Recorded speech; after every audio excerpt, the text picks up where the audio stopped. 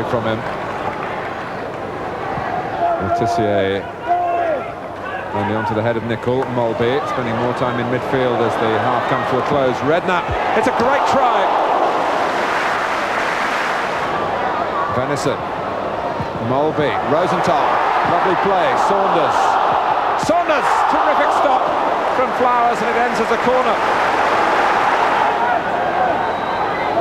Liverpool looking more dangerous now, and Venison playing his part in that.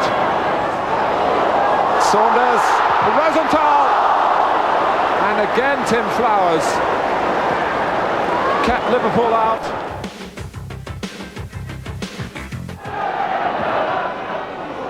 Lukic again just lobs it down the middle of the field. McAllister is through. Here's Cantona. He could get his first goal, and he's ballooned it over the top, and really he should have scored.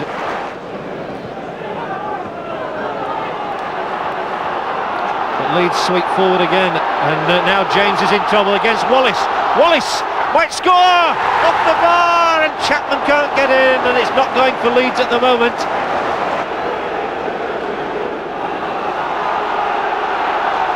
McAllister up the middle goes Strachan. He's onside this time. Strachan breaks, and Batty's calling for it. Strachan checks. Can he finish it himself? No. The drive is directly at Sutton. Sterland and Strachan, weak pass from Strachan, it really was. McAllister comes into it, he's going through, McAllister might score, Cantona must surely, yes! Vive la France! Kamara. Strachan underneath this, but Priest had got back to dispossess the Scot, and it's still Priest. And now has a chance for Luton. It's gone a foot wide from Brian Steen. Leeds have just got to make sure now, as Luton have come right at them, and now it's played long, and this time they're onside, and the goalkeeper Sutton has to use his head in more ways than one. And Cantona gets another header up, and it's sliced away for Chapman's volley, and it's welcome back Lee Chapman.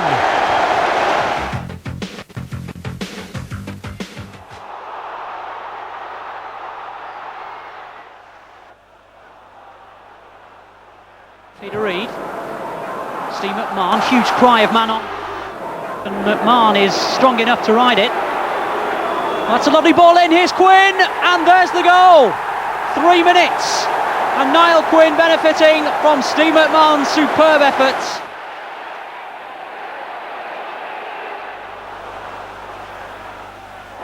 McMahon is looking for the right pass, and it is the right pass. David White, he's in the clear, and so are Man City now.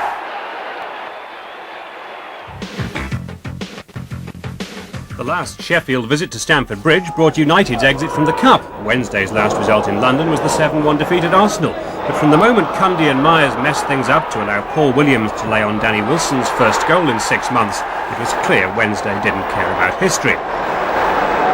Young Myers was struggling again on 20 minutes, caught in possession by David Hurst. And Jason Cundy too was no more effective than he'd been a quarter of an hour earlier. Williams round him with ease, and Chris Bart-Williams' shot turned in by Nigel Worthington. That's 4 this season for him, his best ever return for Wednesday. And his corner 9 minutes from half-time picked out Viv Anderson for Williams, still on the transfer list at his own request, to crown a devastating first-half display.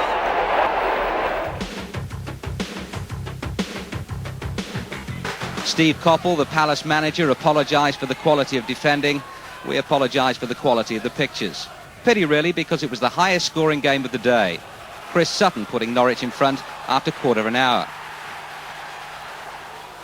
2 minutes later, Palace equalised when a crisp passing movement found David White in space on the right. He reacted quickly with one round the back of the Norwich defence for Simon Osborne.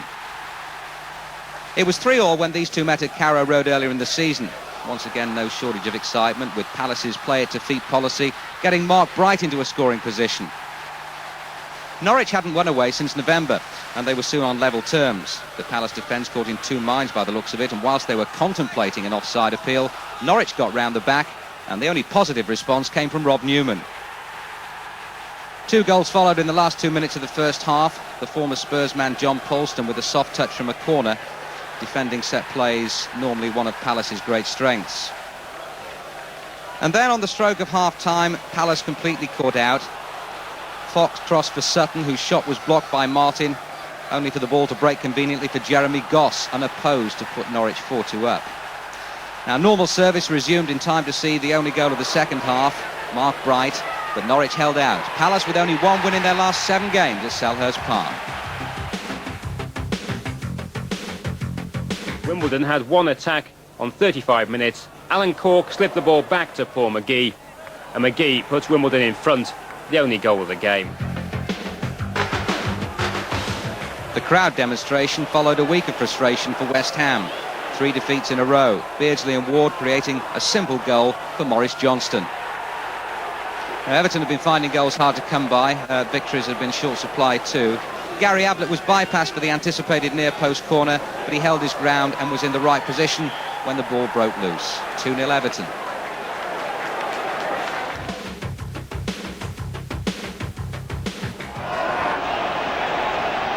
Sheringham. For Gemmell. Back again for Gemmell. Might come again for him. It's a goal there. Beautifully shot there. Finally Glover.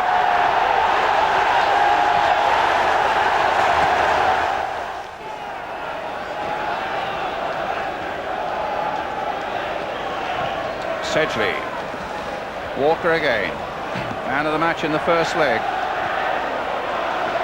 Brandon Howe. Dury. Cross comes in towards Lineker. 1-1.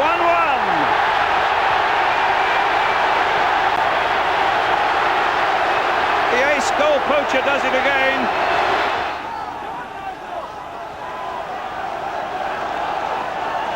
Spurs have pulled everybody back except Lineker. Oh, terrific header there. Roy Keane.